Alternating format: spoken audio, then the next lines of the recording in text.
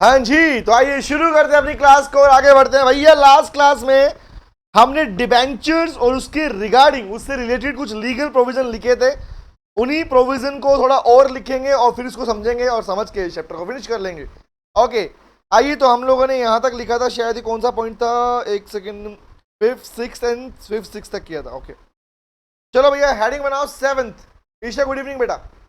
Heading बनाइए भैया seventh की। चलो चलो चलो, लिखते हैं सेवंथ। अभी लिख रहे हैं हम, अपने हमने लिखना फिनिश नहीं किया है, तो समझाया कुछ भी नहीं है। पूरा पार्ट स्टार्टिंग समझाने वाला हूं मैं। ओके, आओ नोट करते हैं। लिखो, यस गुड इवनिंग बेटा। लिखो, हेडिंग बनाओ, duty to make payments. Duty to make payments. Last class में ज्यादा लिखा था, उससे आगे लिखना चालू करो। ड्यूटी टू मेक पेमेंट्स, भाई ड्यूटी बनती है पेमेंट करने की, बट किस कंडीशन में बनती है वो लिखते हैं। नोट कीजिए, लिखो। लिखो एवरी कंपनी, लिखो every company shall pay, every company shall pay the interest, shall pay the interest and redeem the debentures, that is redemption, redeem the debentures in accordance with the, in accordance with the terms and condition, लिखते रहो, accordance with the terms and condition of such debentures, terms and condition of such debentures। भाई जो debenture आपने issue किए, जिन condition पे issue किए, जो terms पे इशू किए, उन टर्म्स के अकॉर्डिंग उन्हें रिडीम करना the duty of the company, ये कंपनी की ड्यूटी बनती है। बट यहां पर मेरा एक प्रश्न बनता है आप लोगों से, जिस ट्रस्टी की बातें हम लोग कर रहे थे अभी तक, ट्रस्टी की बातें लिख रहे थे, can you please tell me, सोच के बताओ, अगर कंपनी टाइमली बेस पर पेमेंट ना करे, कंपनी रिडम्पशन करने से मना कर दे, कोई डिफॉल्ट कर दे, तो क्या इस केस में ट्रस्टी केस फाइल कर सकता है कंपनी पर पेमेंट करने के लिए? वेरी गुड निधि, आकांक्षा, ईशा, यस सर, रिया, ओके वेरी गुड। बोलो बाकी। Tushar, yes sir. बोल बेटा, क्या आकांक्षा? थोड़ा बड़ा लिखो। ओके, ये ठीक है, ऐसे चलेगा। ए के ए एन एस, ठीक है भाई। मैं तो गलत लिखूंगा, मेरे को अलाउड है, मुझे अलाउड है। Hello sir, good evening. आ गया तू अतुलित? लो अतुलित भी आ गया। अच्छा, के मिस हो गया, अरे कोई बात नहीं, अब तो गायब कर दिया हमने। चलो लिखते हैं, रीडिंग करूं। एवरी कंपनी शैल पे द इंटरेस्ट, सिंपल सी बात ना, हर एक कंपनी को इंटरेस्ट पे करना पड़ेगा और रिडम करना पड़ेगा, रिडीम करना पड़ेगा डिवेंचर्स को। अब क्वेश्चन ये आता है कि टर्म्स बदल सकती है कंपनी, या कंपनी रिडम्पशन के टर्म चेंज कर सकती है? जो इन टर्म्स पे बात की थी वही पे करना पड़ेगा। बोलो यस सर, नो? हाँ, और दीक्षा अभी इतना ही लिखा बेटा, अभी हमने इतना ही नोट किया है। ओके, वही वही नो, वेरी गुड। चलो तो लिखते हैं आगे। हाँ, समझेंगे इस पार्ट को। वैसे आगे हेडिंग बना, नोट हो गया पार्ट, कांट चेंज। तो मुद्दा ये आता है कि मैंने क्वेश्चन आप लोगों से पूछा कि सर ट्रस्टी जो होगा ना, वो केस फाइल कर देगा, पिटीशन डाल देगा कोर्ट के अंदर, किसके अगेंस्ट में? कंपनी अगेंस्ट में। अगर कंपनी ने डिफॉल्ट किया है, कंपनी टर्म्स एंड कंडीशन को फुलफिल नहीं किया, तब तो लिखते हैं इस पार्ट को। हेडिंग बनाओ एट्थ पॉइंट। एट्थ इज, देखो, restrictions on, restrictions on incurring further liabilities,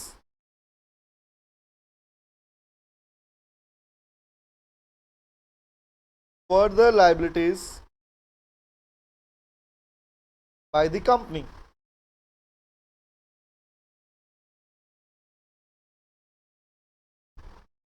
कि भैया अगर पेमेंट नहीं कर रहे हो तो बाकी लाइबिलिटी पे नहीं करोगे, इस बात का पिटीशन डाल देगा ट्रस्टी। लिखो, क्योंकि ये ऑर्डर ट्रिब्यूनल पास करेगा। नोट करते हैं, लिखो। लिखो, if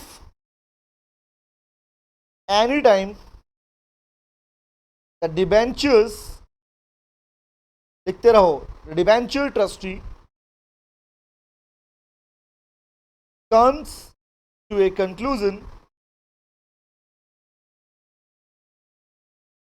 that the assets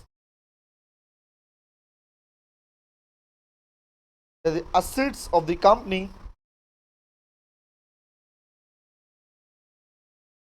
are insufficient or are likely to become insufficient,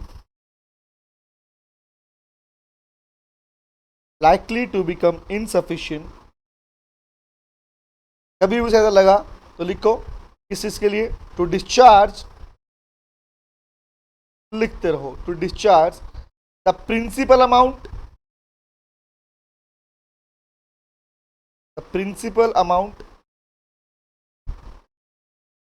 तो क्या होगा लिखो, then the debenture trustee,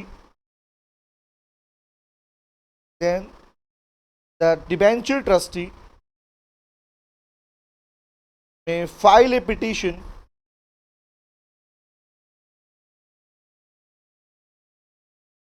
before the tribunal.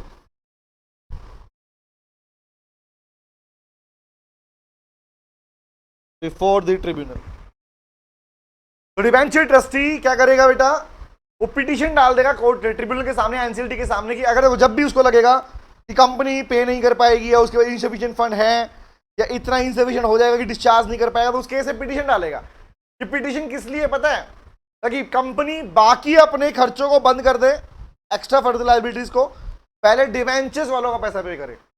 यहां पर वो रोल प्ले करता है। तो लिखो इस पार्ट में, आगे लिखो, इसी में लिखो। अब होगा तो क्या होगा, लिखो, द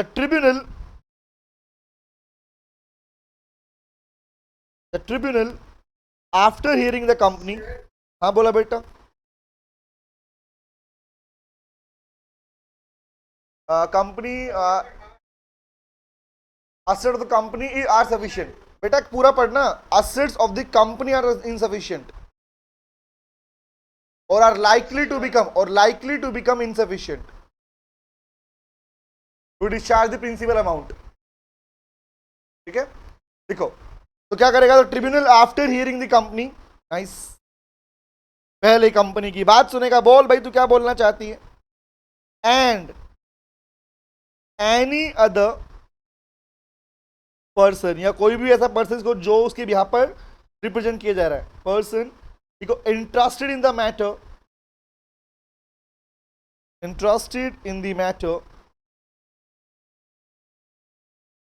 बाय ऑर्डर, लिखो क्या करेगी कंपनी, लिखो इम्पोज सच रेस्ट्रिक्शंस, वो रेस्ट्रिक्शन लगा देगी, इम्पोज सच रेस्ट्रिक्शंस,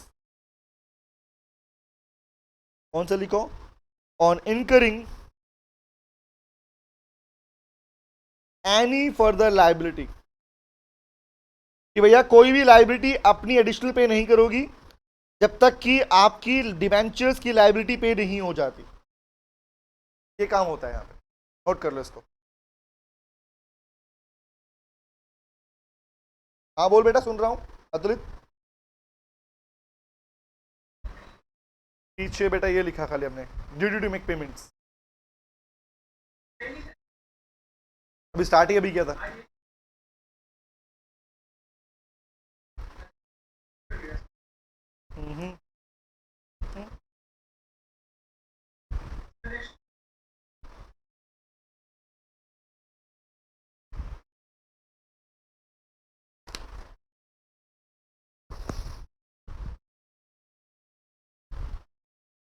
ठीक है, अब मुझे एक बात बताओ, अगर कंपनी ने डिफॉल्ट कर दिया तो छोड़ देंगे कंपनी को, कोई बात नहीं? नहीं नहीं नहीं छोड़ेंगे। हाँ बस जेल में डल सकती है ना, कोई आर्टिफिशियल पर्सन है। वेरी गुड, वाह, आओ लिखो, नोट करते हैं ये तक। यस, फाइन लगेगा। 8th और 9th लिखो बेटा। 9th में हेडिंग लिखो default in payment by the company. Default in क्या बेटा, 7th था शायद, 8th था ना, 8th था कि 9th आ गया, 7th ड्यूटी वाला बेटा, कहां से ड्यूटी वाला 7 था क्या? अच्छा, ओके ओके ओके, ठीक है, चले आगे। तो कंपनी डिफॉल्ट करी क्या होगा, लिखो। कंपनी ने किया डिफॉल्ट तो छोड़ोगे थोड़ी, लिखो। लिखो if A company fails to redeem the debentures on the date of their maturity, उनकी मैच्योरिटी डेट के ऊपर अगर वो उन्हें रिडीम नहीं कर पाई या फिर इंटरेस्ट पे नहीं कर पाई और fails to pay the interest rate, interest, तो क्या होगा, लिखो। Then any debenture holder, then any debenture holder या फिर उनके बिहाफ पर डिवेंचर ट्रस्टी, डिवेंचर ट्रस्टी लिखो, may make an application, may make an application to the tribunal। NCLT को इस बात की एप्लीकेशन दे देंगे, भाई हमारी पेमेंट नहीं हुई है। फिर क्या होगा, लिखो, नीचे लिखते रहो, कहानी है, चेक करो। नहीं किया तो क्या होगा, पिटीशन डाल देंगे। उसके बाद क्या होगा नीत बेटा, अभी हमने सिर्फ इतना लिखा है, ये वाला पार्ट लिखा है ड्यूटी वाला, फिर हमने ये रेस्ट्रिक्शन वाला पॉइंट लिखा है और अब ये लिख रहे हैं बेटा, ठीक है। चलो ओके आगे चलो, लिखो। तो क्या करेगा, आओ पर लिखो, the tribunal that is NCLT after hearing the parties, दोनों पार्टी को सुनेगा। आफ्टर हियरिंग द पार्टीज, अभी हम लिख रहे हैं, समझाया कुछ भी नहीं है मैंने। पार्टीज लिखो, by order to direct the company, क्या बेटा,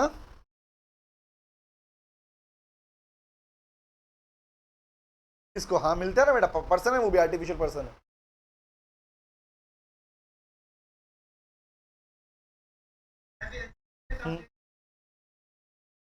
मिलता है बेटा, यस, यहां भी लिखा देख हमने, कंपनी पहले सुनेगी उसकी बात को, भाई वो भी जस्टिफिकेशन देगी नहीं देगी अपना,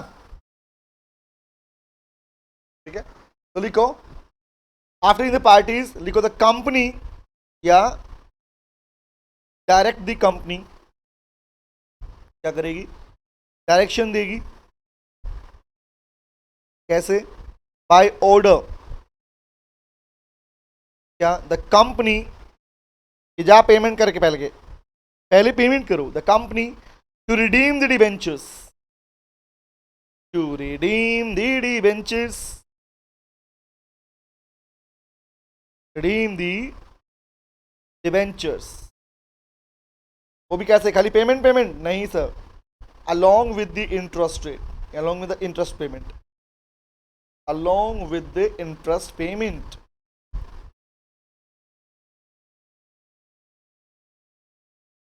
पहले तो आराम से समझाएगी, देख बात ऐसी है कि पेमेंट करो, नहीं करेगी तब आएगा कॉन्ट्रावेंशन, तब होगी पनिशमेंट।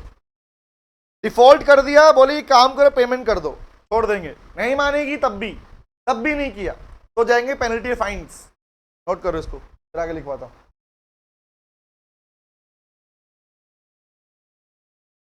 अब एनसीएलटी ने बोला तब भी नहीं माना, डन, ओके नाइस। नेक्स्ट लिखो 10th में हेडिंग लिखो, दे बेटा,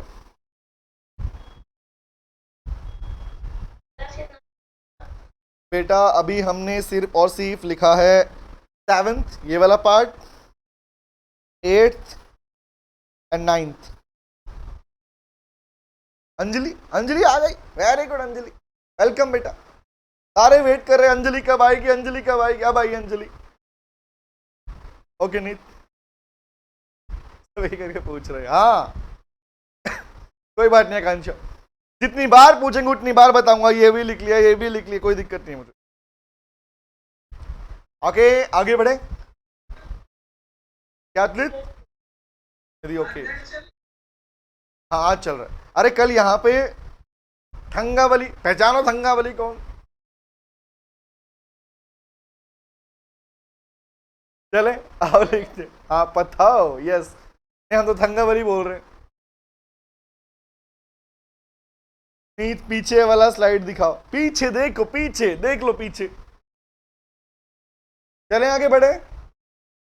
अंजलि बोलती है बताओ, बताओ कौन है, नाम बताओ मेरे को। हाँ, डरा रही है बच्चे को अंजलि तू। कोई बात नहीं, डर गए हम। ठीक है, चले। ओके भैया बेटा, which one? along with the interest payment। चलिए आगे बढ़ते हैं, आओ लिखो। 10th लिखो बेटा, पनिशमेंट क्या होगी अब? अंजलि कहां हूं बेटे? क्या बेटा? कौन सा?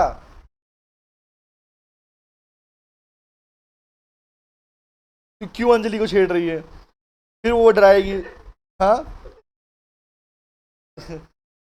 लिखो, पनिश। क्यों क्यों छेड़ रही है? तो क्यों अंजलि को छेड़ रही है? आराम से बैठ के पढ़ रही है, पढ़ने दो उसको। हाँ नहीं तो। चलो आओ लिखो। हाँ मौका चाहिए, मैं आकांक्षा, आकांक्षा को मौका चाहिए, पूछूं है? नहीं नहीं, एक बात बताओ, किसका? अतुलित का? क्या रखा है?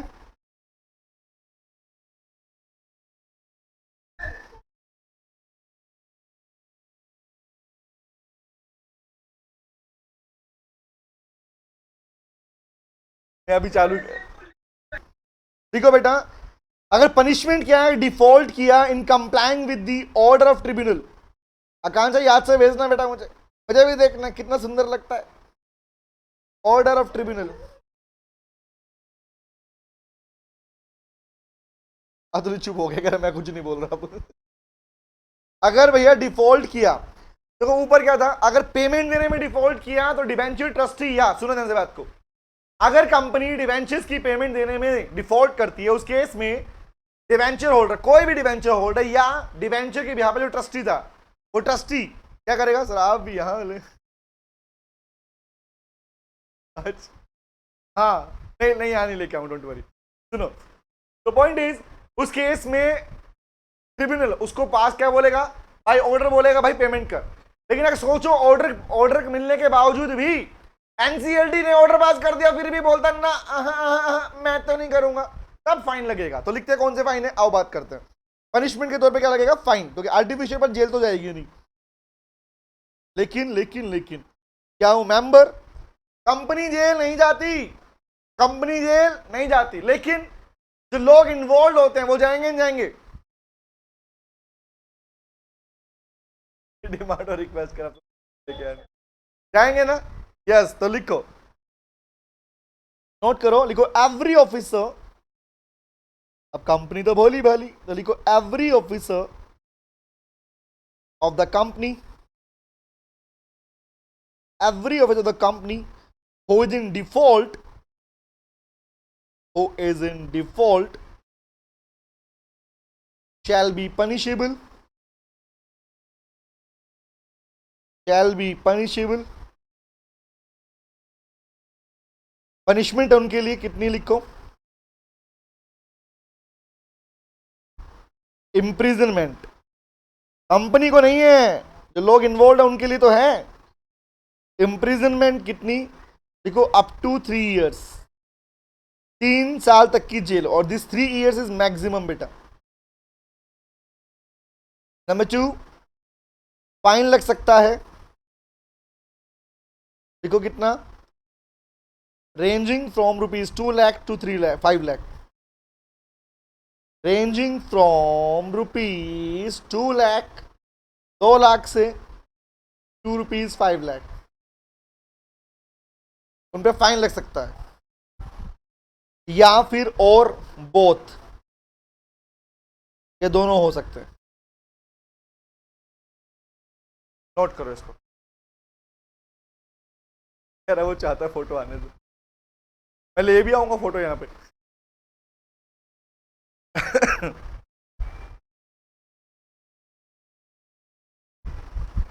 चलें।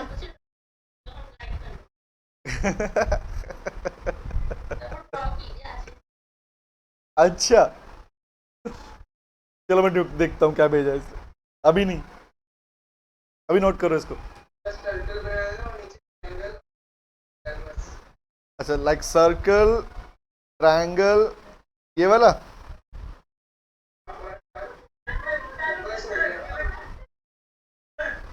तो क्या ऐसे भी बनाया था? ऐसे भी बनाया था?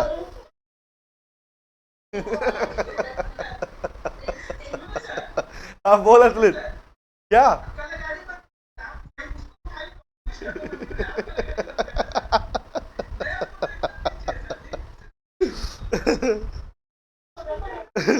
साइड करो, सारी बना दो। नीत, नीत बेटा ले लेना अभी। नीत नीत नीत बेटा अभी रिपीट करूंगा तब देख लेना बेटा, ले लेना स्क्रीनशॉट। अभी जो पार्ट है ना वो स्टार्टिंग समझाऊंगा बेटा, समझाया नहीं पार्ट मैंने, अभी सिर्फ लिख रहे हैं हम लोग। Okay Neet, can take a screenshot then. Okay हाँ नहीं तो इसलिए मैं लाइव में इसलिए। गजब भाई साहब, वो डालो नहीं, गजब बेइज्जती है ऐसा। चलो आगे लिखते हैं। नोट करो बेटा, ये था कौन सा? भेजना नेक्स्ट क्लास में लेके आऊंगा, अभी क्योंकि फोन में भेजोगे, आईपैड में काम कर रहा हूँ, टैब में कर रहा हूँ मैं इस टाइम। मुझे पहले मेल पे भेजना पड़ेगा, मेल पे भेजने के बाद यहाँ पे लेके आना पड़ेगा, ऐसा होगा। क्यों मेहनत करवा रहे हो मुझसे? हाँ मेहनत कर लूंगा, कोई नहीं। तुम कहो बेटा रुको 1 सेकंड, हम निकाल देते हैं। 1 सेकंड,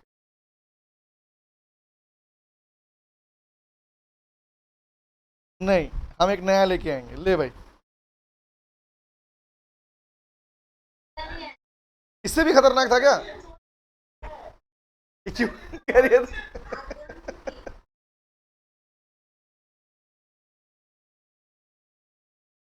ये चाहता है सच में एक बार वीडियो। लो भाई देख लो। अच्छा कर लिया कर लिया। लो भाई अतुलित, तुम चाहते रहे तुम्हें दिखाऊं, लो बेटा। खुश?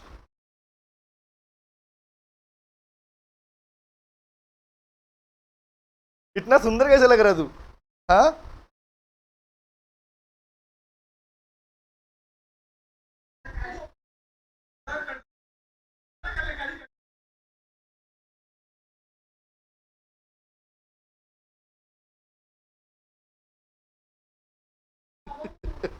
अच्छा हील चाहिए इसको,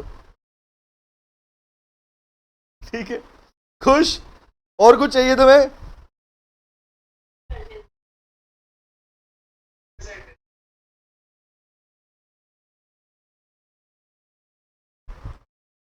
ठीक है ओके, अब पढ़े।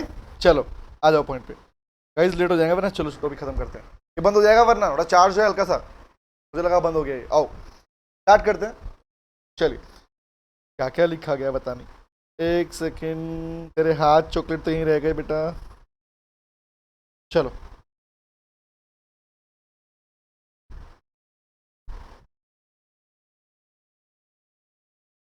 चलिए बेटा, लिखो, नोट करो, नेक्स्ट लिखो।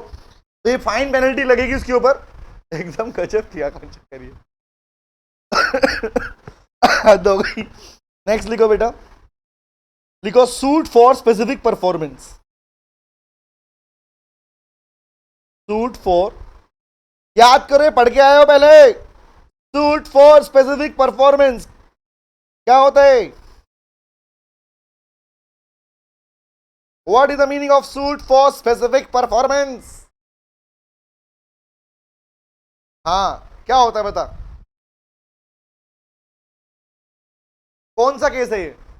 नींद खुल गई एकदम। हाँ आकांक्षा की नींद। बताओ कौन सा केस था ये? हाँ बेटा, ये 11 पॉइंट है।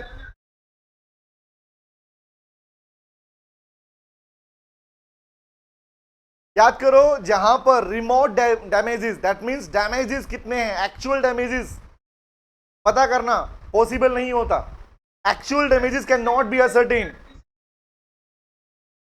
कि जिस पर्टिकुलर काम के लिए, नहीं नहीं डैमेज नहीं था बेटा, स्पेसिफिक डैमेज नहीं, परफॉर्मेंस वर्ड लिखा है, विच मीन जिस पर्टिकुलर पार्ट के लिए कॉन्ट्रैक्ट किया था वही फुलफिल करना पड़ेगा। याद आई बात? याद आया? लाइक महाराणा प्रताप की स्वॉर्ड। अब बताओ एग्जांपल, किसी की कितनी बेइज्जती हुई? बेइज्जती को माप सकते हो मेजरमेंट की, 5 रुपए की बेइज्जती है, 20 रुपए की बेइज्जती है, इज इट सो? हाँ नहीं ना। इंसल्ट, कितनी इंसल्ट हुई? आज तो भैया 2 रुपए की इंसल्ट हुई है, नहीं आज 200 की हुई थी, इज इट सो? नहीं ना। प्रेस्टीज, इमेज, इन चीजों को आप लोग मेजरमेंट नहीं कर सकते। We can not find out the actual damages, monetary compensation कितना होगा, रिमेंबर? तो ऐसे केस में जब केस डलेगा तो कोर्ट क्या करता है? कोर्ट बोलता है भैया जिस पर्टिकुलर पार्ट के लिए कॉन्ट्रैक्ट किया था वही फुलफिल कर। यस, अभी मेरी हुई है, अतुलित कह रहा है। अतुलित कितने रुपए की हुई तेरी बेटा बेइज्जती? हाँ अंजलि, नहीं लगा रहे हम अंजलि। अंजलि बता बेटा क्या बोल रही है? वैल्यू लगा लो बेटा। नहीं नहीं नहीं, इंडिविजुअल पर्सन की बात कर रहे हैं यहाँ पर, ह्यूमन बीइंग। ओके चलो अब बात करें एग्जांपल के। एक क्वेश्चन पूछता हूं, तुम्हारे पास एक घर है एग्जांपल, ठीक है, एक तुम्हारा पुश्तैनी घर, रिमेंबर, एक तुमने नया घर लिया, दोनों को सेम मानोगे तुम लोग? इमोशंस है ना वहां पे, समझ में आ गया? तो इमोशन की वैल्यू होती है क्या? नो, रिमेंबर, ओ लिखिए, होती है निधि, वेरी गुड निधि, निधि बहुत बढ़िया। निधि कितने रुपए की होती है? निधि कितने रुपए, निधि कितने रुपए बेटा इमोशन के? रोने के 50। अच्छा हाँ, तो फिक्स की बात बोल रहा हूँ ना, वो वैल्यू थोड़ी बोल रहा हूँ। वैल्यू मतलब अमाउंट, पैसा, पैसा। चले लिखो लिखो लिखो, नलायको लिखो, तुम बातों में लगाते हो, बता रहा हूं मैं लिटरली। देखो, contract entered, a contract entered into by a person, entered into by any person, लिखो, by any person with the company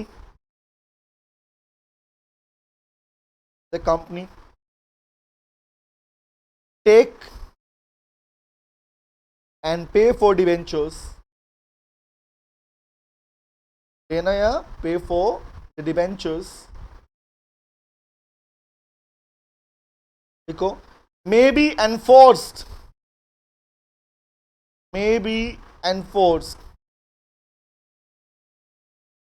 by way of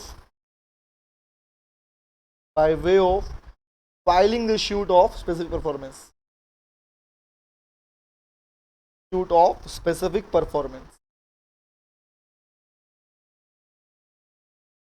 अब यहां पर मीनिंग क्या निकाल लिया कि भैया जो आपने टर्म्स एंड कंडीशन रखे थे डिवेंचर होल्डर के साथ में, अगर आपने उनको चेंज किया, आपको पेमेंट, किसी पर्सन ने आपसे कॉन्ट्रैक्ट किया था, रिमेंबर, कुछ लेने के लिए, पे करने के लिए डिवेंचर्स के बदले, उस केस में जो बात आपने की थी, जो टर्म्स एंड कंडीशन में बात की थी, उसी को फुलफिल किया जाए, और नहीं करोगे तो स्पेसिफिक परफॉर्मेंस के लिए वो सामने वाला डिवेंचर होल्डर आप पे केस फाइल कर सकता है। याद रहेगा? नेक्स्ट लिखते हैं, 11th में लिखो 12th लिखो बेटा, नोट करो, देखो, रूल्स रिलेटिंग विद या prescribe bye CG, rules prescribed bye CG, central government, तो लिखो इसमें बेटा, नोट करो, देखो, सीजी में बाय रूल्स, ये तो हमने स्टार्टिंग पढ़ा था कि सीजी के पास अथॉरिटी है, ऑथराइजेशन है इसका, प्रेस्क्राइब कर सकती है क्या, लिखो, नंबर 1, नोट करो, देखो, the procedure for securing the issue of debentures, debenture को इश्यू कर रहे हो, उसको सिक्योर करने के लिए कौन सा प्रोसीजर फॉलो करना है? हाँ बेटा बोल। बाय रूल्स, सीजी में बाय रूल्स प्रेस्क्राइब कर सकती है। ठीक है, ठीक है। तो फर्स्ट लिखा हमने क्या, प्रोसीजर के बारे में बोल सकती है। नंबर 2 लिखो, किस फॉर्म के डिबेंचर लिखो, the form of debenture trust deed, the form of debenture trust deed, जो डिबेंचर होल्डर ट्रस्ट डीड बनती है उसके बारे में, फॉर्म के बारे में। Third, the procedure of inspection, the procedure of inspection. The procedure of first part क्या बोला, सिंपल सी बात, प्रोसीजर किस चीज का, और सिक्योरिंग इश्यू ऑफ डिबेंचर। आप डिबेंचर इश्यू करो, सिक्योर है या नहीं, करना है नहीं करना, कर पाओगे नहीं कर पाओगे, इस बात को लेके भी रूल बना सकती है। नंबर 2, किस form of debenture trust deed का फॉर्म, ट्रस्ट डीड कैसी होगी उसके बारे में। ठीक है, नेक्स्ट इज भाई इंस्पेक्शन किसका, जो ट्रस्ट डीड आपने बनाई, इंस्पेक्शन ऑफ ट्रस्ट डीड, उस ट्रस्ट डीड का इंस्पेक्शन कैसे होगा उसका प्रोसीजर भी सीजी डिसाइड कर सकता है by making rules. That means new rules बनाने की पावर किसके पास, सीजी के पास में। इसमें इज इट क्लियर, नोट हो गया तक, नोट हो गया, done done done, noted, yes sir. आगे लिखो, थर्ड के फोर्थ लिखो, फोर्थ नहीं, इसको हम क्या बोलते हैं, डी। नेक्स्ट इज लिखो द क्वांटम, कितनी क्वांटिटी चाहिए डीआरआर की, क्वांटम को बोलते हैं quantity, the quantum of DRR debenture redemption reserve required to be created, required to be created, या any other matter, any other rule, or I can any other matter rule which CG feels fit, जो उसे ठीक लगेगा वो करेगी, which CG feels fit। हाँ, quantum physics ना, quantum physics नहीं, क्वांटिटी। ये कौन सा था हमारे पास, 12 13 लिखते हैं, बस इतना लिखते हैं।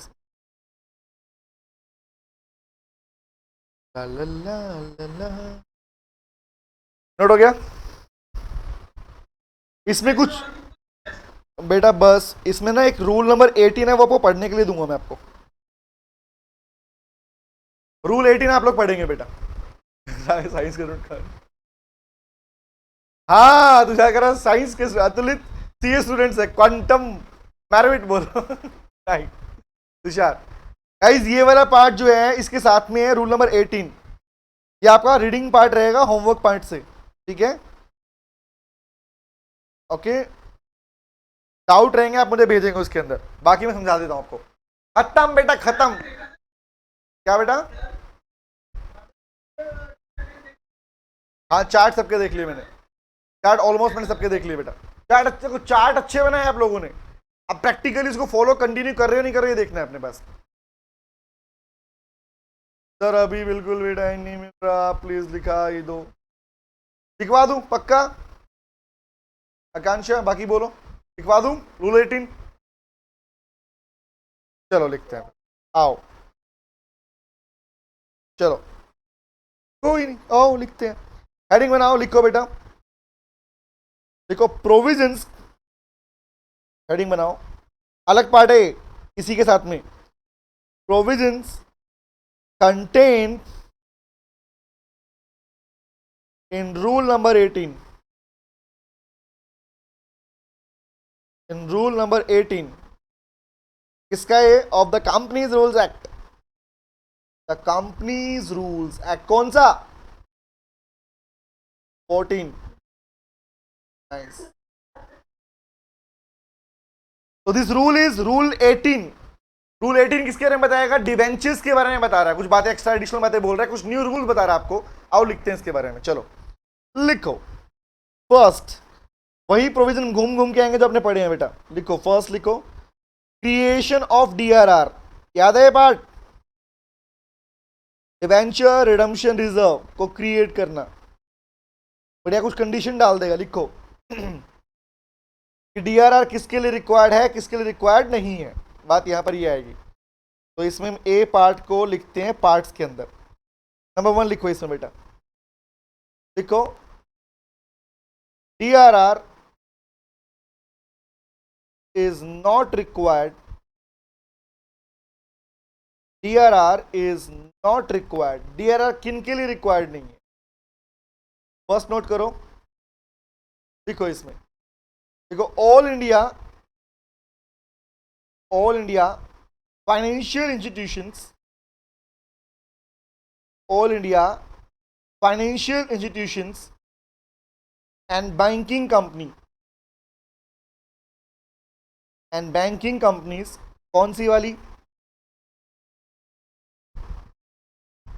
जो प्राइवेट प्लेसमेंट के थ्रू डिबेंचर इशू करती है,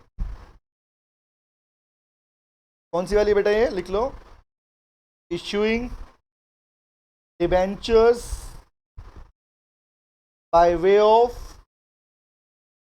प्राइवेट प्लेसमेंट। इसमें सिर्फ इंफॉर्मेशन हैं कि क्या होगा, कौन सा पार्ट है, कौन सा नहीं होगा, इसमें इस बारे में बात करने वाले। नंबर 2 लिखो, listed companies, number 2 is listed companies,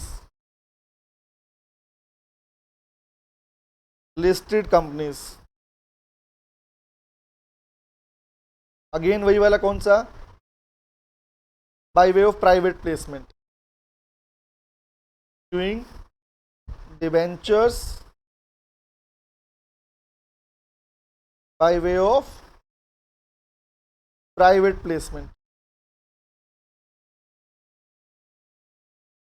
next लिखो, और किसके लिए है, थर्ड लिखते हैं, लिखो एनबीएफसी, इसको बोलते हो नॉन बैंकिंग फाइनेंशियली कंपनीज, किसमें आता है, अंडर आरबीआई एक्ट। दूसरा क्या था याद है, housing bank, housing finance companies, housing finance companies.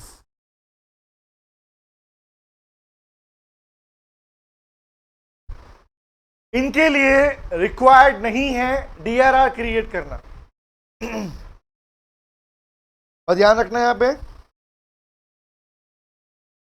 Private placement word, yes बेटा, housing finance company, national housing bank act, ये लिखा भी था, पहले भी लिख चुके हैं इस पार्ट को।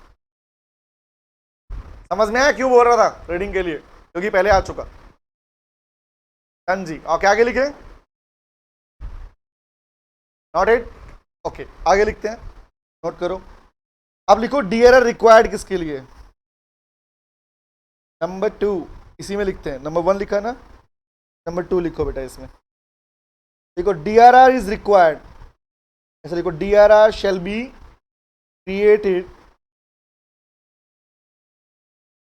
created by complying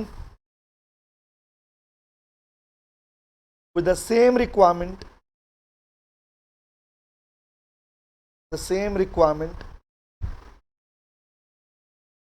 as a applicable, इसके लिए लिखो अदर फाइनेंशियल इंस्टीट्यूशंस, अदर, बाकी जो बच गए इनके अलावा वो सारे, all the other financial institutions, जो आपने लिखे इन सबको छोड़कर इसके अलावा जो बच गए वो सारे के सारे। आकांक्षा, हाँ, अरे कांक्षा कोई दिक्कत ही नहीं है बेटा, कोई बात नहीं, क्या हो गया, लिख रहे तो लिख लेंगे, चलें, नोट करो, number 2, number 2, number 2, number 2, number 3 लिखो, नंबर 2 तो लिख लिया, नंबर 3 लिखो बेटा, DRR shall be required, unlisted companies के लिए, DRR shall be created for an amount equal to 10% of value of outstanding debentures,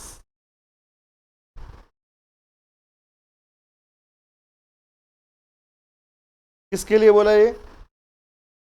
देखो अनलिस्टेड कंपनीज, और अनलिस्टेड कंपनीज। सर लेकिन ये तो करती नहीं है बेटा, बाय वे ऑफ लिखो जो प्राइवेट प्लेसमेंट के अंडर में आती है। क्योंकि आपने ऐसा कहीं नहीं पढ़ा कि भैया अनलिस्टेड कंपनीज प्राइवेट प्लेसमेंट के थ्रू डिबेंचर इशू नहीं कर सकती। डन। ये था डीआरआर क्रिएट करने को लेके पार्ट। नोटेड? नॉट एट बोलो बोलो। Yes sir yes sir yes sir yes sir yes. एक मिनट, ओके एक मिनट रुक गए हम।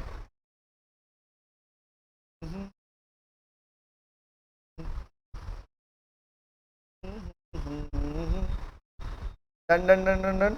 ओके, तो ये था हमारा कौन सा? A part. अब लिखते हैं B part, rule number B. Rule number B लिखो बेटा। लिखो इन्वेस्टमेंट लिखो वर्ड, लिखो इन्वेस्टमेंट स्लैश करके लिखो deposit of 15% of amount of debentures, of amount of debentures. Note कीजिए बेटा इसको, लिखो फर्स्ट पार्ट लिखो, नंबर 1 लिखो। लिखो amount to be invested, amount to be invested and mode of investment. कितना अमाउंट इन्वेस्ट करना पड़ता है और कौन सा तरीका रहेगा, मोड ऑफ इन्वेस्टमेंट क्या रहेगा। लिखते रहो, सारा पार्ट समझाऊंगा, कुछ भी नहीं समझाया अभी तक मैंने। Not it. चलो लिखो, इसके नीचे लिखो बेटा। अब बात लिखो, लिखो every company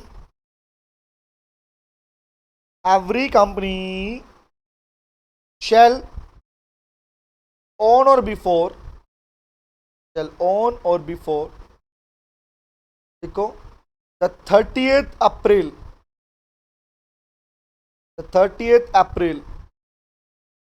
of each year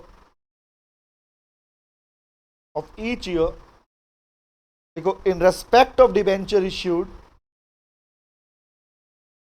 respect of debentures issued, जो डिबेंचर्स ने इश्यू किए हैं उसके कंसर्न में लिखो इन्वेस्ट, या इसी को बोलते हैं डिपॉजिट।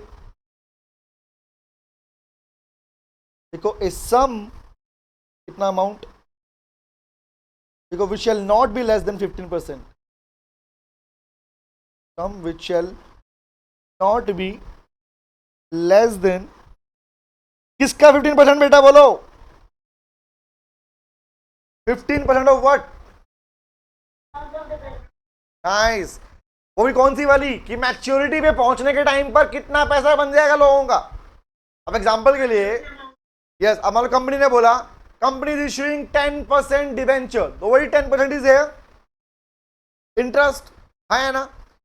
तो along with the interest maturity के बाद में, एग्जांपल कंपनी बोली 8 सालों के लिए कंपनी 10% डिबेंचर इशू कर रही है, तो 8 साल बाद कितनी पैसा देना पड़ेगा, समझ में आया? उस मैच्योरिटी अमाउंट को ध्यान में रखते हुए 15% अमाउंट डिपॉजिट करना पड़ता है बेटा। चले, वो भी कहते हैं बिफोर ऑन या बिफोर 30 अप्रैल से पहले। बोल बेटा।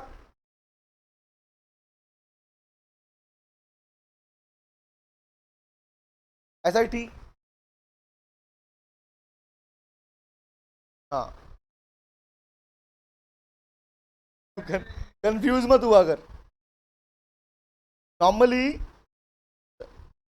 अच्छा मेरे को, मैंने भी ऐसे लिख दिया कि अरे अरे तभी पूछ रहा है। अच्छा लिखो इन्वेस्ट, और तभी पूछ रहा था मुझसे। लिखो लिखो इन्वेस्ट और divided sum which shall not be less than 15%। Note करो ऑफ द अमाउंट, मैं बोला क्या हो रहा, आगे लिखते ऑफ द अमाउंट, क्या कंफ्यूज हो गया, of the amount of debentures. सुबह से अब तक लिखते लिखते हाथ ऐसे हो जाते बेटा, मत पूछो। Of maturing debentures of maturing, देखो अप टू किस डेट तक, 31 मार्च ऑफ द नेक्स्ट ईयर। कहाँ पे बेटा?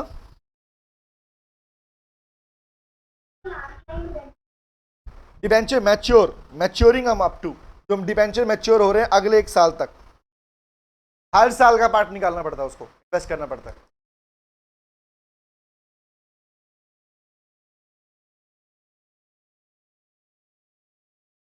बस फ्लो में ये अभी ना, ये यहां से चलता है पूरा पार्ट, सुन हो जाता है ये ऐसे वाला। नोटेड?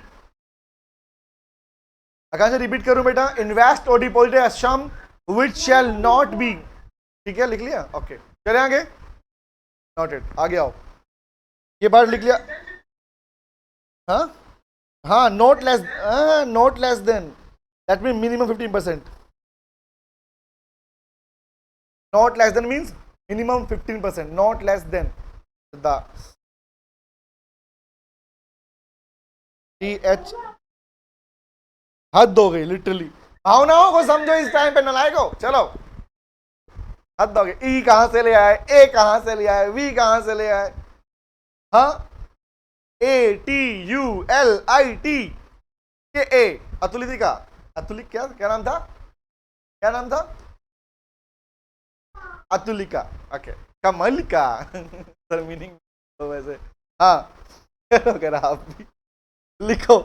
नेक्स्ट पे आते हैं, ये फर्स्ट पार्ट इसी में लिखना बेटा, आगे लिखो। अभी जो नेक्स्ट ईयर में किया जाएगा इसमें क्या क्या आएगा, इसी में लिखो नेक्स्ट ईयर, इनके आगे लिखो, ए पार्ट लिखो, ए में लिखो बेटा डिपॉजिट विद एनी, कहां करता है, कौन से बैंक में जाएगा बताओ? Very good, any scheduled commercial bank, scheduled commercial bank देखो, free from any charge, number B देखो, अप्रूव्ड बाय CG और SG। SG कौन होता है? नाइस, CG तो पता ही है, वेरी गुड, यस, सी लिखो, approved by, approved under section 20 of the Indian Trust Act 1882, उसको फॉलो करना पड़ेगा उसने।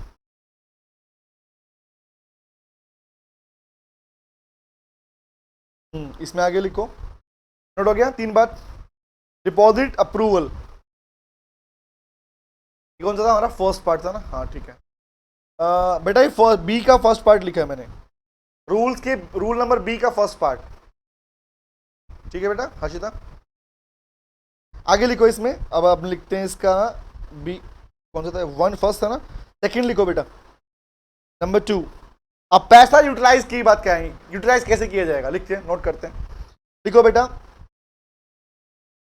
Utilisation of amount invested, invest तो कर दिया, कैसे यूज करोगे, utilisation of amount invested,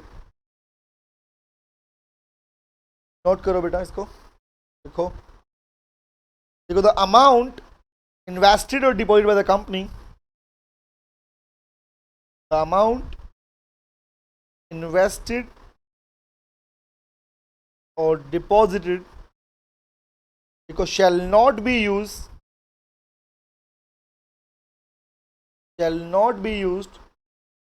for any purpose, क्या इस पैसे को बाकी किसी काम के लिए यूज कर सकते हो क्या, टेल मी,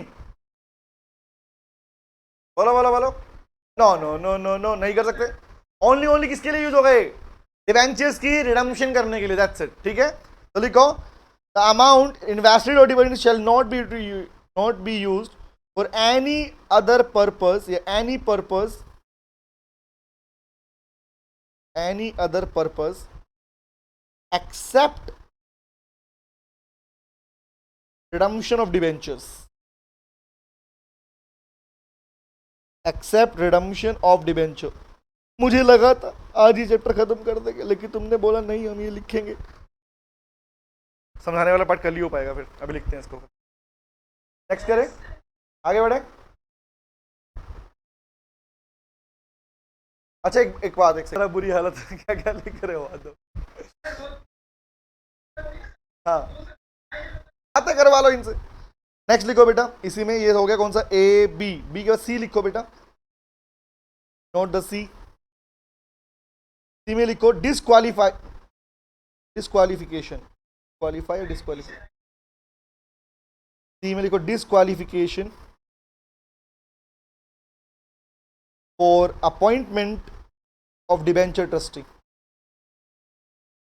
फॉर अपॉइंटमेंट। बेटा ये सी इसका रूल का पार्ट चल, rule number C, disqualification for appointment of debenture trustee. जिस डिवेंचर ट्रस्टी की बात तुम करके आए हो उसकी डिसक्वालिफिकेशन की बातें कर रहे हो। प्लीज प्लीज प्लीज बताओ ये डिवेंचर ट्रस्टी क्या करता है? अभी पढ़ के लिख के आए हो, अभी पढ़ा नहीं है, बस लिख के आए हो। Tell me, agree with Isha. Disqualification बताइए, डिवेंचर ट्रस्टी को किस लिए अपॉइंट किया जाता है?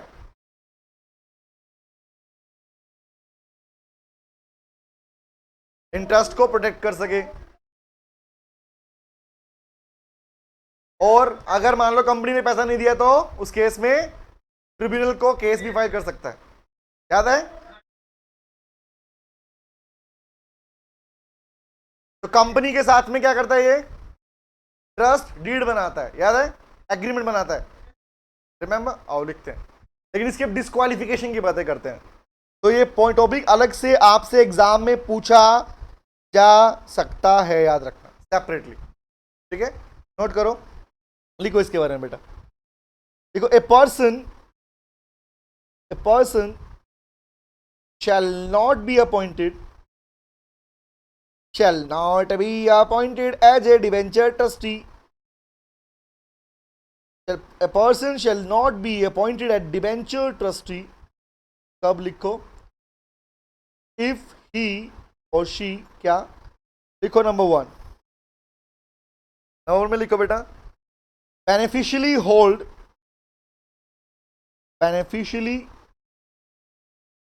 holds share in the company. Company में अगर वो बेनिफिशियरी है भैया तो कंपनी सोचेगा ना, यस वो नहीं हो सकता। Number 2, if he is a promoter, घर का बंदा है भैया, तुम्हें तो लूट खाएगा, प्रमोटर या फिर डायरेक्टर या फिर की मैनेजरियल पर्सन, याद आया, केएमपी, की मैनेजरियल पर्सनल, या फिर कोई भी एम्प्लॉय किसी होल्डिंग का, और एन एम्प्लॉय और officer of A subsidiary company. Next, third देखो, इज इंडेप्टेड, उसने लोन ले रखा है, लोन दे रखा है, इंडेप्टेड टू द कंपनी और इट्स सब्सिडरी। ऐसे पर्सन को आप कैसे बनाओगे, सोच के देखो ना बेटा, ऐसे पर्सन को आप कैसे बनाओगे ट्रस्टी जिसका ऑलरेडी उसमें स्टेक इन्वेस्टेड है? पर्सन का न्यूट्रल होना मैंडेटरी है। पर्सन का, हाँ बोल बेटा,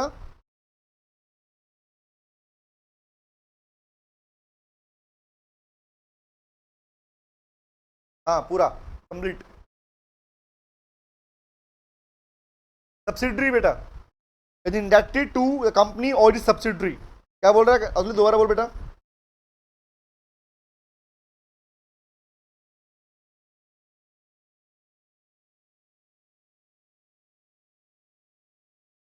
हाँ पूरा अभी मैंने अभी इसलिए समझाया है ही नहीं बेटा, ये पूरा लिखवाया है, समझाया नहीं पूरा पार्ट। स्टार्टिंग समझाऊंगा कल आपको, पूरा समझाऊंगा, डोंट वरी, एकदम स्टार्टिंग से कर, डिवेंचर से स्टार्ट करूंगा प्रॉपर तरीके से, डोंट वरी, ठीक है। ओके आगे लिखो। आकांक्षा क्लियर बेटा, क्या लिखा? सब्सिडी लिखा था हमने। नेक्स्ट लिखो, इज रिलेटिव, ही इज, अगर वो रिलेटिव है, of any promoter or any person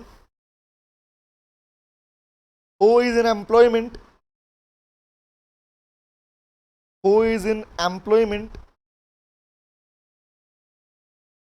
of the company। कैसे लिखो? एज डायरेक्टर या केएमपी, एज डायरेक्टर और केएमपी की मैनेजरियल पर्सन। इन शॉर्ट कहने का मतलब भैया किसी भी तरीके से अगर आप कंपनी के फाइनेंशियल पार्ट से कनेक्टेड हो, you can never be neutral, and that's why you can never, you are disqualified for being a trustee. आप नहीं बन, ट्रस्टी नहीं बन सकते, क्योंकि आप तो कंपनी बेनिफिट सोचोगे। नोट करो इसको, फिर आगे लिखते हैं, और 2-3 पॉइंट्स और है फिर खत्म। Done done done done done, disqualify. तो इनके अलावा और भी पॉइंट कौन से बनेंगे बेटा? जहां पर वो पर्सन किसी भी तरीके से कंपनी से फाइनेंशियल तरीके जुड़ा हुआ है, या उसका किसी भी तरह का फेवर कंपनी की साइड जाएगा, ना कि डिबेंचर होल्डर की साइड जाएगा। जहां ऐसा लगेगा वहां पर उसे डिस्क्वालीफाई माना जाएगा बेटा, उसको अपॉइंट नहीं कर सकते आप। क्लियर है? आगे लिखे, चलिए ये था सी था ना, डी लिखो बेटा, नोट करो, लिखो डी। देखो, calling of meeting of debenture trustee, debenture holder, trustee मुंह पे आ रहा है, हाँ। Calling of meeting of debenture holder, जल्दी लिखो, इसकी बैटरी जाने वाली है बेटा। Calling of meeting of debenture holder, tab की बेटा, नहीं टैब नहीं, पेंसिल, टैब तो पूरा हो गया, टैब में तो है बैटरी। आगे कॉलिंग ऑफ मीटिंग बेटा, मीटिंग, एजीएम ईजीएम जो बोलाते हो ना, डिबेंचर होल्डर की मीटिंग्स बेटा। Calling of meeting of debenture holder, देखो नोट करो इसमें बेटा। देखो, ए मीटिंग, टेक्स्ट से लिखते हैं, a meeting of all the debenture holder, of all the debenture holder shall be conveyed, convey की जाएगी, shall be conveyed by the debenture trustee, by the debenture trustee। कब लिखो? ऑन, फर्स्ट नोट करो, number 1,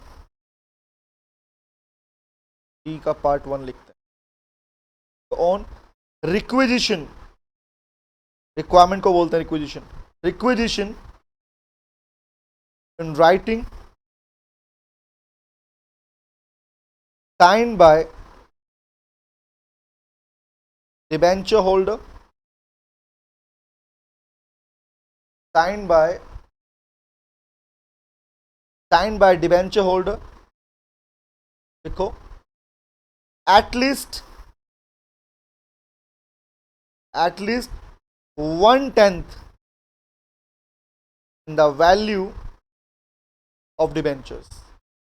at least 1/10 लिखा बेटा मैंने यहाँ पे, at least 1/10 in the value of debentures, the value of, अगर 10वां हिस्सा भी आपके पास में, इतने डिबेंचर आपके पास में है टोटल डिबेंचर वैल्यू का, तो आपकी रिक्वायरमेंट जो राइटिंग में दोगे, उस केस में डिबेंचर ट्रस्टी आपके बिहाफ पर मीटिंग बुला सकता है बेटा। नेक्स्ट लिखो बेटा, 1/10 लिखा बेटा, साहिल, साहिल it's 1/10,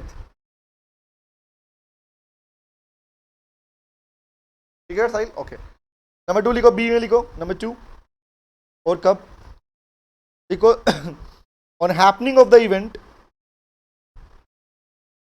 on happening of an event, on happening of any event लिखो, कोई भी इवेंट होने पर लिखो which constitute,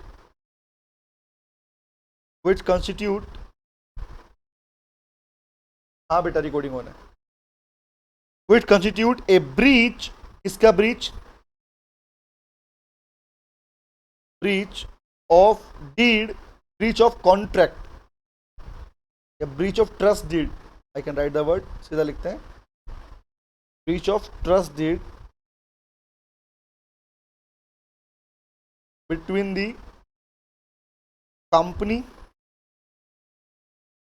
and the debenture trustee. अगर ट्रस्ट डीड टूटती है तो क्या करेगा, बुलाएगा भाई, नोट करो इसको।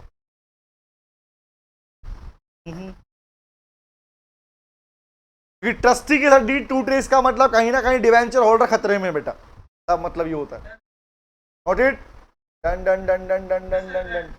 ओके, ई लिखते हैं, नेक्स्ट लिखो ई, और ई लिखो removal of debenture trustee, removal of debenture trustee, अलग पॉइंट है ये, कैसे रिमूव करोगे लिखो, देखो ये debenture trustee,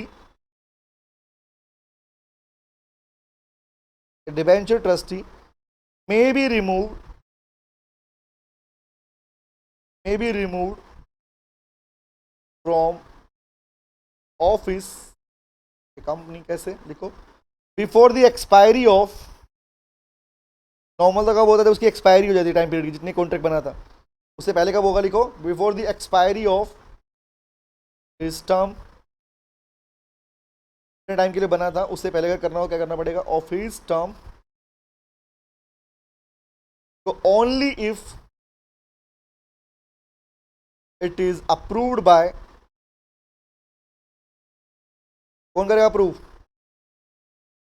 holders, approved by the holders, that is debenture holders, कितने लिखो, नॉट लेस देन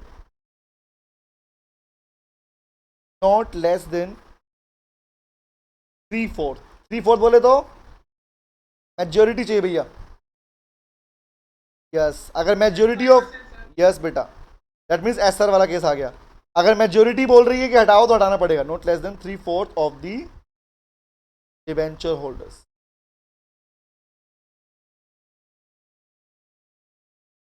हाँ वहां भी था बेटा ये पार्ट, नाइस, ओके, हाँ एक्सपायरी ऑफ टर्म, TERM, हाँ before the expiry of his term, कब कर सकते हो, लिखो कोमा करके, ओनली इफ, अगर ऐसा हुआ तो, देखो नॉर्मल केस में क्या है, मुझे किसी ने 5 साल के लगाया तो 5 साल के रहूंगा नहीं रहूंगा, बट 5 साल से पहले कर सकता हूं अगर मेजोरिटी बोल दे हटाने के लिए, तो क्लियर, देन लास्ट लिखो बेटा, खत्म हो जाएगा इसका चैप्टर, खत्म, यस, क्या लिखो, एफ नहीं, नोट लिखो, नोट एफ मत लिखो, एक नोट बना के लिखो, नोट में लिखो बेटा पॉइंट, लिखो nothing contained in rule number 18 shall apply to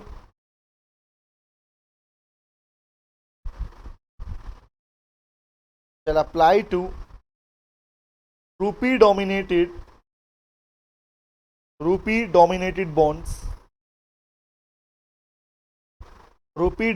bonds, लिखो issued exclusively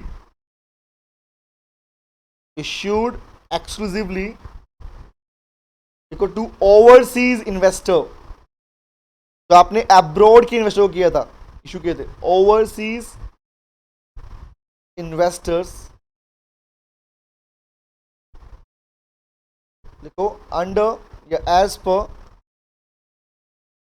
the RBI act, as per the RBI act लिख लो खाली, खत्म।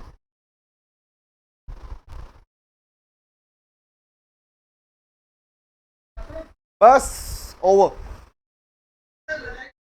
बधाई हो बेटा to overseas investor, overseas, exclusively to overseas बेटा, अब्रोड की बात कर रहे हो। क्या बेटा?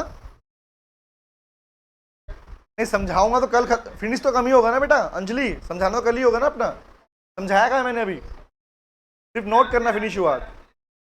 ठीक है, कल पहले समझेंगे और कल, हाँ कल चालू करेंगे नया चैप्टर हमारे पास में, कल जल्दी खत्म हो जाएगा हमारे पास में। हाँ कल हमारा नया चैप्टर चालू होगा सर। नंबर 8 दिखा दो, नंबर 8 बेटा कौन सा? विच वन बेटा? नंबर 8 समझ में नहीं आया। देवम कौन सा बेटा? स्टार्टिंग से बोल रहे हैं क्या? ओके दिस वन रेस्ट्रिक्शंस वाला। यस आकांक्षा, फाइनली खत्म हो गया ये पार्ट लिखने वाला। चैप्टर लिखने के लिए पूरा खत्म हो गया हमारे पास में। अब बस कल समझेंगे इसको फटाफट से और we will move to our new chapter. Okay okay, वैसे भी क्लास खत्म होने वाली है। मान के चल नेक्स्ट चैप्टर जाएगा 2 या 3 क्लास में खत्म, उसके बाद भी नेक्स्ट 2 या 3 क्लास में खत्म। 5 नहीं, अराउंड 6 या 7 हो जाएंगे। ओके हाँ बेटा, ऑलमोस्ट अगर स्पीड यही रही अपनी तो। हालांकि अभी क्या हो रहा है, थोड़ा सा इस चैप्टर में बहुत टाइम लिया हमारे पास में। ठीक है,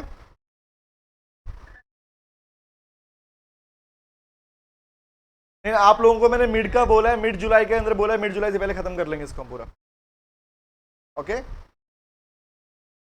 ईशा 9 डेज में 6 चैप्टर कहां बोला बेटा मैंने? ईशा 4 चैप्टर खत्म हुआ है, 5th 6th खत्म कर लेंगे ना, तो छोटे चैप्टर खत्म कर लेंगे।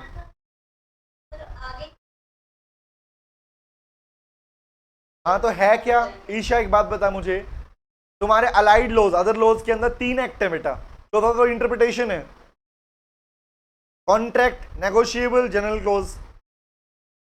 कितने एक्ट? क्यों समझ में आ गया? तो यूं खत्म होगा। समझ में आ गया क्या बोल रहा हूं? और बच्चे इसके अंदर खाली एक चैप्टर लंबा लेंदी बचा, उसके अलावा बाकी सारे छोटे छोटे चैप्टर हैं। इस 4 चैप्टर के अलावा बाकी चैप्टर छोटे छोटे, इससे छोटे चैप्टर है वो वाले। हाँ नहीं पहले इसको फिनिश करते हैं कुछ पार्ट पे, उसके बाद अलाइड लो खत्म कर दूंगा फिर मैं। कौन सा? ये लेंदी है बेटा, क्या था रहा है लेंदी चैप्टर है वाला। इससे कम है, इससे छोटा है बेटा, छोटू है, छोटू भाई है इसका, इससे बड़ा नहीं है वो। इतने इतने हैं, इतने इतने पार्ट है, इतने इतने पार्ट है। हाँ बेटा था हूं।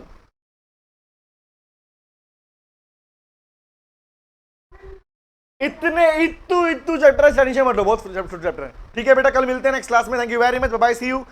कल याद से क्लास, क्योंकि टाइम पे, क्योंकि टॉपिक पढ़ाऊंगा समझाऊंगा, समझाया नहीं मैंने पूरा part. Okay thank you very much, bye see you, take care, bye बेटा। थैंक यू वेरी मच बेटा, bye. Good night, good night, बेटा।